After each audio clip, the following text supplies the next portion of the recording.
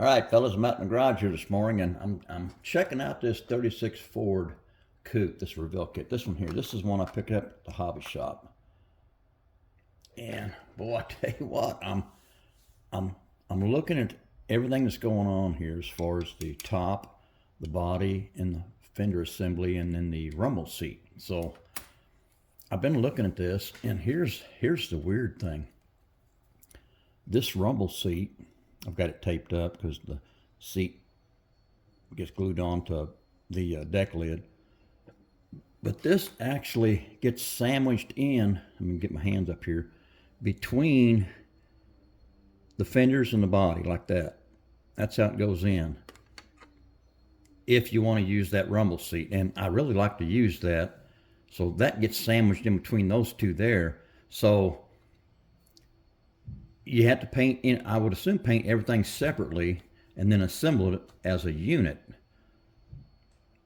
And the other issue was the body, when it fits onto the fenders here. Let me get my pointer again. The body, when it fits onto the fenders, you have these attachment points. Let me get my fat fingers in it. Right in here, you can see there. Those pieces there touch down on the fenders right in here, and that sets the height of this body onto the fenders. And right now it's a little bit too high, so that won't be an issue of sanding those down a little bit and get that to go down a little bit. So I think that's going to be fine there. And then the next issue is this top section. Of course, y'all know that goes on to, let me get it fitted on here. And I've got the back fitting pretty good. Back here, I've got that fitting pretty good. And I got to looking at the side here. You know, I looked at some videos, and they're, you know, talking about filling this in. But you know what? I got to looking at this, and there, right here, where these two pieces meet, that is part of that body line. That makes that body line. And right now, I've got a pretty good fit. Of course, once that's glued together, that'll be sanded a little bit smooth. But it's got a pretty good fit so far on both sides. Both sides look pretty good. They fit pretty tight. But that's part of that body line. So I don't know if I'm actually going to fill that or not. I don't know. And then I got thinking, well, you know, maybe if I paint this, if I decide to paint this a darker color, that would help hide that line a little bit. A lighter color, it's going to show more, I believe. Excuse me. But I think what I'm going to end up doing here as well is, see, the other issue is, let me show you here, this package tray that's back here. This is meant for the convertible, because there's a piece that fits on here that's the convertible top when it's rolled back and put in place. But if you build the coupe, let me get this back on here. If you build the coupe, you can see in there, you'd have to paint that prior to painting the body, and hope you don't get any paint on it, because it'd be hard to paint that. And then how in the heck are you going to get that rear window in there with that package tray in there? So I'm still working on that. I'm thinking about maybe cutting this package tray out all the way around and leaving about 1/8 of an inch, because this back section here has to ride on that. So I've got that in the back of my mind as well. So a lot of things going on here with these 4 pieces right here. I'm going to have to make a decision on what I want to do. I really want to use this rumble seat and make it operational.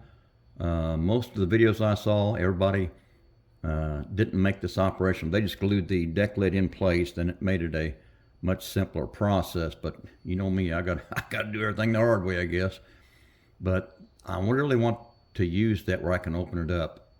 They say that if you use the rumble seat, it's a poor fit as far once you get it operational. So I really don't know. But that's the 4 pieces that are really causing an issue right now on what am I going to do, and how do I want to build this. And then I started on looking at the suspension. I've got the front axle in place, and I think I'm going to go ahead and use that Ford banjo rear end. I just need to, this all needs to get lowered because these are the wheels and tires. Let me show you here. These are the J's wheels and tires I get off eBay. These are pretty cool. And these are the rear are 21 inch and the front are 20 inch. And these are the Brixton Ultra Sport wheels and tires. But, and they come with disc brakes. But I need to get this suspension lowered. I think if I cut that drive shaft off and cut these, this wishbone off of there, and then the springs, I can lower this banjo rear end down probably another at least 3/32, which will help, because here's the issue, because I've already mocked it up and looked. Stock location, the wheels look like this. Hope you guys can see that. I want to at least get that tire up in there. That makes a whole hell of a lot of difference. This versus this. So I need to work on that. And of course the width is off too. So on the front axle here, these nubs here that actually snap into the stock wheels have to be cut off, and I think that'll make the width about right on the front and the rear actually.